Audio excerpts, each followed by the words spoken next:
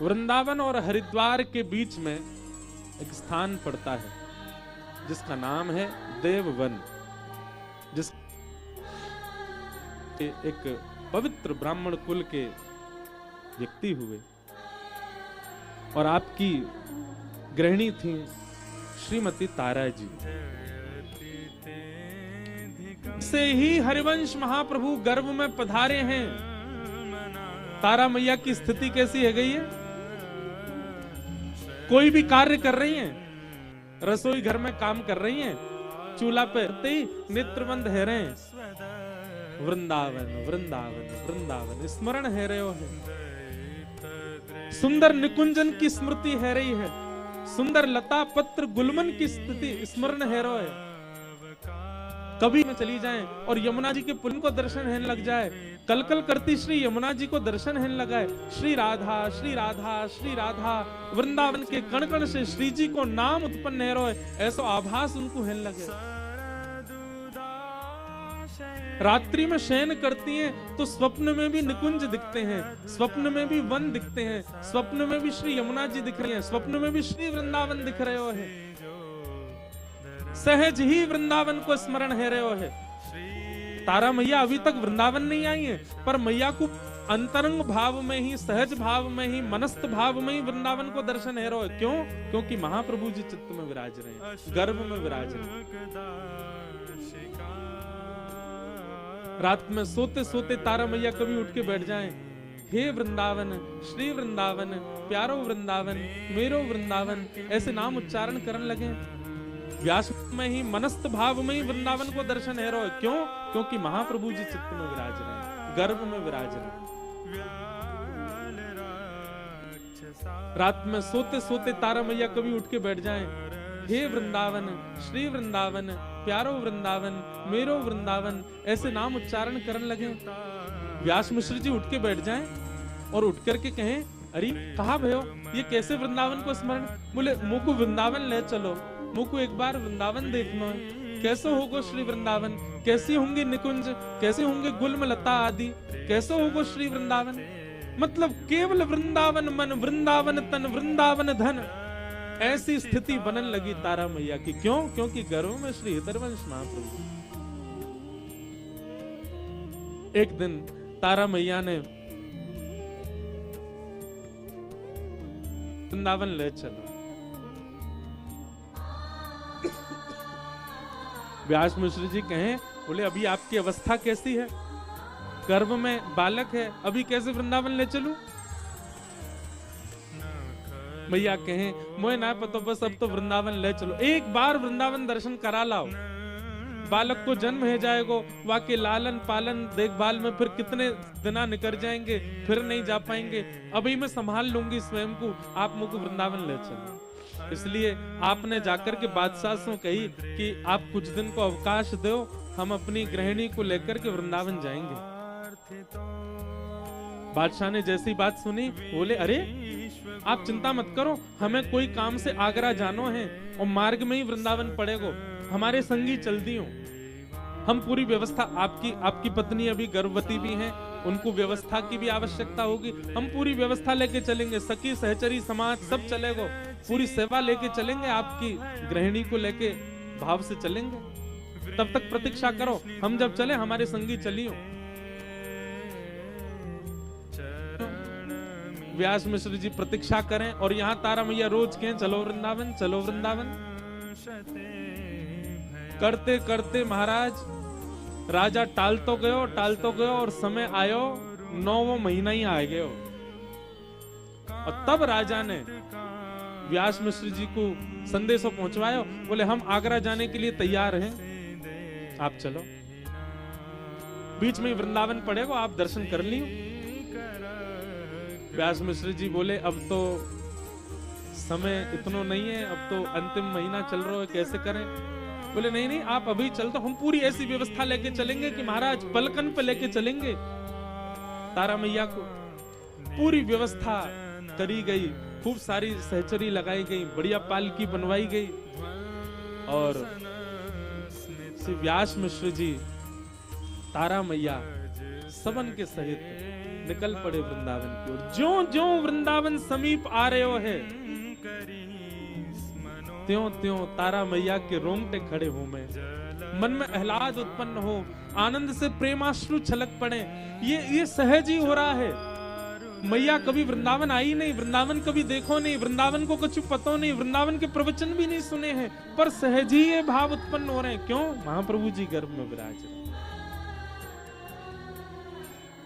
जैसे ही वृंदावन आयो और वृंदावन में प्रविष्ट भये हैं, मिश्र जी तो अलग घूम रहे हैं। तारा मैया तो कभी कोई वृक्ष को जाके हृदय से लगा ले, कोई लता को जाकर के स्पर्श करे, यमुना जी को जाकर के नीर बहावे, रज जाके माथे से लगावे, रोम रोम को रज मंडित करन लगी। क्यों? क्योंकि ये स्थिति तारा मैया की नहीं है, गर्भ में विराजमान महाप्रभु जी की। आज मानो ऐसा लग रहा है कि एक युग बाद वंशी वापस वृंदावन आई है। वृंदावन में कोई मंदिर नहीं है, वृंदावन में कोई देवालय नहीं थे उस काल में, जिस काल में महाप्रभु जी जिस काल में तारा मैया और व्यास जी पधारे। ये तो सघन वन था, यहाँ तो बड़े बड़े नरवाहन जैसे क्रूर लोग विराजते थे, परंतु फिर भी वृंदावन का दर्शन करते रहे। सायंकालीन सत्र हुआ, तारा मैया से व्यास जी बोले चलें, अब आगे चलना है। वृंदावन से जैसे ही जावे को भाव आयो, मानो जैसे नेत्र नहीं रो रहे हैं, रोम रोम रुदन कर रहे हो है। कैसे जाएं वृंदावन तक? की वेदना प्रसव वेदना में परिवर्तित है गई। और जैसी प्रसव वेदना भई, मैया अपने गर्भ को हाथ रख के व्यास जी से बोली, अब नहीं सहन है रहे हो है, बहुत पीड़ा है रही है, अब तो रुकना ही पड़ेगा। व्यास मिश्र जी ने तुरंत बादशाह से कही कि आप एक काम करो, अब आप तो अपनी सेना सहित आगे प्रस्थान करो, ये पास में ही गांव है, हम लोग यहीं रुक जा रहे हैं, ये ब्रजमंडल ही है। अब आगे कहीं गए और वहां वन में कोई व्यवस्था नहीं मिली और प्रसव है गए तो हम तो यहीं रुक जा रहे हैं, आप आगे चलें, यहाँ गांव के सब जन हैं, सब सेवा कर देंगे। वृंदावन की सीमा के अंदर ही में ही रुक गए। वहीं गांव के लोग तो बड़े प्रसन्न है गए, बोले जय हो, आज कोई विप्र देव हमारे इनकी सेवा का अवसर मिला। गांव के लोग सब उनको लेकर के गए, खूब सेवा। वैशाख शुक्ल एकादशी, वैशाख मिश्र जी के घर में वृंदावन प्रकट करता श्री राधा वल्लभ लाल जी को, जिन्होंने वृंदावन में विराजमान करके श्री वृंदावन के रूप को, भाव को प्रकट किया, ऐसे महाप्रभु श्री हितरवंश महाप्रभु जी को प्रकट भयो है। बधाई हो, बधाई हो, बधाई हो। आहा, बाद गांव में तो आनंद मचो। श्री व्यास मिश्र जी और तारा मैया के सेवा के ठाकुर जी हैं श्री राधा मोहन लाल जी। कौन?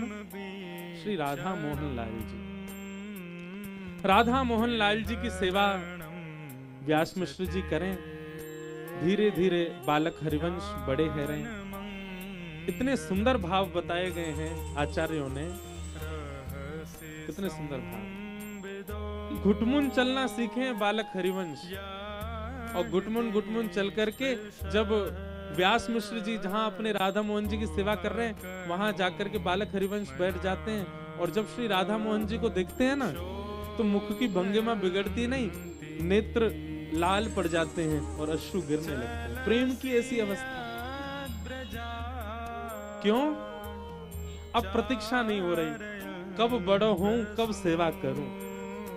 जब बालक हरिवंश को देखें तो नेत्रन में आंसू देख करके मैया को लगे कोई बात से पहले रोयो होगो, आंसू अभी तक रह गए, पर कौन जाने।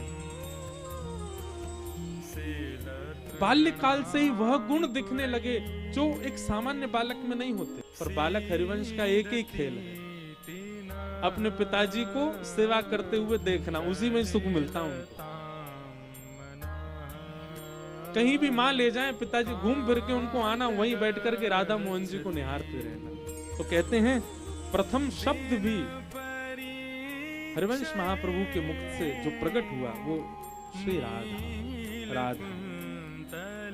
देखो महाप्रभु जी ने राधा नाम, बालक सब खेल खेलते हैं, हरिवंश बालक को भी ले जाते हैं साथ में, खेलो हमारे साथ। महाप्रभु जी कहें जे वालों खेल हमसे ना खेलो जावे। एक दिन बालक बोले आपको जो खेल प्रिय लगता हो वो खेल लो।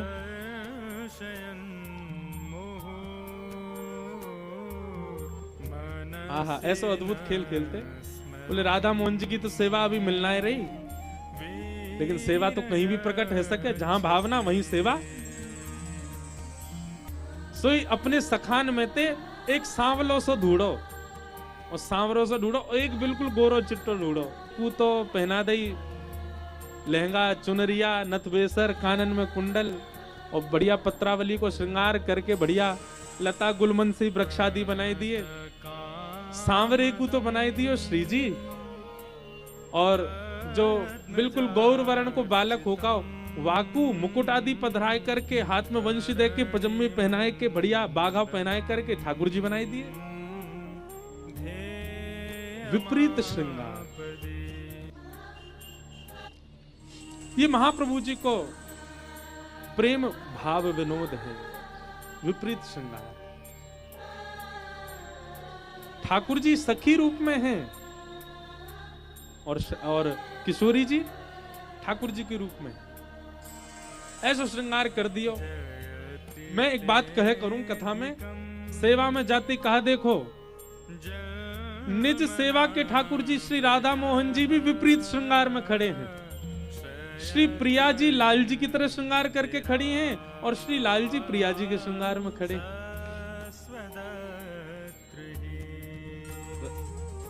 देख करके तो बड़े संकोच में आ गए। तारा मैया आई, बोले अब बुढ़ापे की दृष्टि है गई है आपकी, है? विपरीत श्रृंगार देखो, विपरीत श्रृंगार कर दियो। बोले ऐसा है ना सके, मैंने तो सुबह ही श्रृंगार कियो, बड़े भाव से कियो, ये कैसे विपरीत है गया? तभी आपकी दृष्टि पड़ी बाहर बगीचा में खेल रहे बालक हरिवंश पर। बालक हरिवंश कौन के संग खेल रहे हैं? बोले मुकुटधारी श्याम सुंदर और भ्रगुटीधारी श्री श्री जी, पर दोनों के वर्ण में विपरीत है। ठाकुर जी गौर वर्ण के हैं और श्यामा जी श्याम वर्ण के हैं। बाहर के ठाकुर जी को देखें, अपने निज भवन के श्री राधा मोहन जी को देखें, दोनों को दर्शन करके व्यास जी समझ गए कि हमारे बड़े भैया ने बताई कि ये बालक सामान्य नहीं होगो, हरि की भक्ति को प्रचार करवे वारो विशिष्ट बालक होएगो। और वो भाव अब उत्पन्न होते दिख रहे हैं। ऐसे तो हैं तो बालक, लेकिन घर आते हैं तो नथ बेसर पहन के आते हैं, चुनरी ओढ़ के आते हैं, श्रृंगार करवा के आते हैं। तो गांव के सब ग्रामीण जन लोगों ने कही, बोले कि ये कहाँ जाते हो तुम? बोले कि वो हमारो मित्र है बालक हरिवंश, वो हमारो श्रृंगार कर दे। तो गांव के लोगों ने बालकों को हरिवंश जी से दूर रहने को कहा। बोले अब इतने हमारे लालान को लाली बना रो, चुनरी उड़ाए दे, श्रृंगार कर दे, कोई नहीं जाएगा वहां। पर हरिवंश